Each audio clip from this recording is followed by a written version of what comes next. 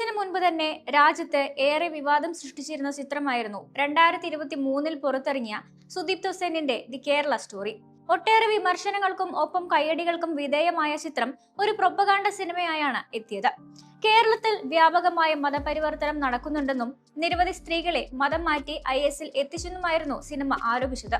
ചിത്രത്തിന് രണ്ടാം ഭാഗം ഉണ്ടാകുമെന്ന് സുദീപ്ത് സെൻ നേരത്തെ അറിയിച്ചിരുന്നു. ഇപ്പോഴിതാ കേരള സ്റ്റോറി 2 എന്ന പേരിൽ ഇറങ്ങുന്ന സിനിമയുടെ ടീസർ പുറത്തുവിട്ടിരിക്കുകയാണ് അണിയറ പ്രവർത്തകർ. 2026 ഫെബ്രുവരി 27-നാണ് കേരള സ്റ്റോറിയുടെ രണ്ടാം ഭാഗത്തിന്റെ റിലീസ് പ്രഖ്യാപിച്ചിരിക്കുന്നത്. The Kerala story 2 goes beyond എന്നാണ് പേര് നൽകിയിരിക്കുന്നത്. ദേശീയ അവാർഡ് നേടിയ കമാക്യ നാരായണ സിംഗ് ആണ് സിനിമയുടെ സംവിധാനം. ആദ്യ ഭാഗം നിർമ്മിച്ച വിപുൽ ഷാ തന്നെയാണ് രണ്ടാം ഭാഗത്തിന്റെയും നിർമ്മാതാവ്.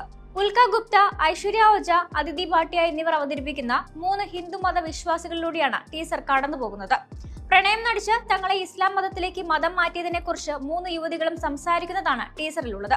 കേരളത്തിൽ നിന്നുള്ള സുരേഖ നായർ എന്ന നടി ഉൽക്ക ഗുപ്തയുടെ ആമുഖത്തോടെയാണ് 2 മിനിറ്റ് ദൈർഘ്യമുള്ള ദി കേരള സ്റ്റോറി 2-ന്റെ ടീസർ ആരംഭിക്കുന്നത്. നമ്മുടെ പെൺകുട്ടികൾ പ്രണയത്തിലല്ല കെണികളിലാണ് വീഴുന്നത്. ഇനിയും ഞങ്ങളിത് സഹിക്കില്ല, പോരാടും എന്ന് പറഞ്ഞുകൊണ്ടാണ് ടീസർ അവസാനിപ്പിക്കുന്നത്. ചിത്രത്തിന്റെ കഥയെക്കുറിച്ചുള്ള കൂടുതൽ വിവരങ്ങളൊന്നും തന്നെ അണിയറ പ്രവർത്തകർ ഇതുവരെ പുറത്തുവിട്ടിട്ടില്ല. ടീസർ പുറത്തിറങ്ങിയതിന് പിന്നാലെ കടുത്ത വിമർശനവും ട്രോളുകളും ചിത്രത്തിനെതിരെ ഉയരുകയാണ്. ഇതിലെവിടെയാണ് കേരള സ്റ്റോറി? കേരളത്തിനെതിരെ വീണ്ടും വിദേശ പ്രചരണം ലക്ഷ്യമിട്ടുകൊണ്ടുള്ള പ്രൊപ്പഗാണ്ട ചിത്രമാണിത്, നാഷണൽ അവാർഡ് ഉറപ്പു എന്നൊക്കെയുള്ള പരിഹാസ കമന്റുകളാണ് പലരും കമന്റ് ചെയ്യുന്നത്. അതേസമയം സുദീപ്ത് സെൻ സംവിധാനം ചെയ്ത ദി കേരള സ്റ്റോറിയുടെ ആദ്യ ഭാഗം റിലീസ് ചെയ്ത സമയത്ത് ചിത്രം വലിയ വിവാദങ്ങൾക്കാണ് തിരികൊളുത്തിയിരുന്നത്. കേരളത്തിൽ വ്യാപകമായ മതപരിവർത്തനം നടക്കുന്നുണ്ടെന്നും കേരളത്തിൽ നിന്നും 32,000 സ്ത്രീകളെ മതം മാറ്റി IS-ൽ എത്തിച്ചെന്നും ആരോപിക്കുന്ന ചിത്രമാണ് ദി കേരള സ്റ്റോറി.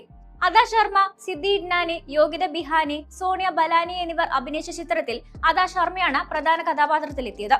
വിവാദങ്ങൾക്കും പ്രതിഷേധങ്ങൾക്കും ഇടയിലായിരുന്നു ഈ ചിത്രത്തിന്റെ റിലീസ്. കേരളത്തിലും തമിഴ്നാട്ടിലും വലിയ രീതിയിൽ ചിത്രത്തിനെതിരെ പ്രതിഷേധം ഉയർന്നിരുന്നു. പോലീസ് പ്രൊട്ടക്ഷനോടെയാണ് തിയേറ്ററുകളിൽ ചുരുക്കം പ്രേക്ഷകർ ഈ സിനിമ കണ്ടത്. ചിത്രം ബംഗാളിലും തമിഴ്നാട്ടിലും ആദ്യം നിരോധിച്ചിരുന്നു. എന്നാൽ പിന്നീട് പല തിയേറ്ററുകളിലും ഇത് പ്രദർശിപ്പിക്കുകയും ചെയ്തിരുന്നു. 20 കോടി രൂപ ബജറ്റിൽ നിർമ്മിച്ച ചിത്രം ലോകമെമ്പാടുമായി 300 കോടിയിലധികം രൂപ കളക്ഷൻ നേടുകയും 2 ദേശീയ ചലച്ചിത്ര അവാർഡുകൾ കരസ്ഥമാക്കുകയും ചെയ്തിരുന്നു. 2023-ലെ മികച്ച സംവിധായകനുള്ള ദേശീയ പുരസ്കാരം ദി കേരള സ്റ്റോറി എന്ന ചിത്രത്തിലൂടെ സുദീപ്ത് സെൻ സ്വന്തമാക്കിയിരുന്നു. ഇതും വ്യാപക വിമർശനത്തിനാണ് ഇടയാക്കിയിരുന്നത്. ദേശീയ അവാർഡിന്റെ നിലവാരം കുറഞ്ഞു എന്നായിരുന്നു വിമർശനങ്ങൾ അന്ന് ഉയർന്നത്.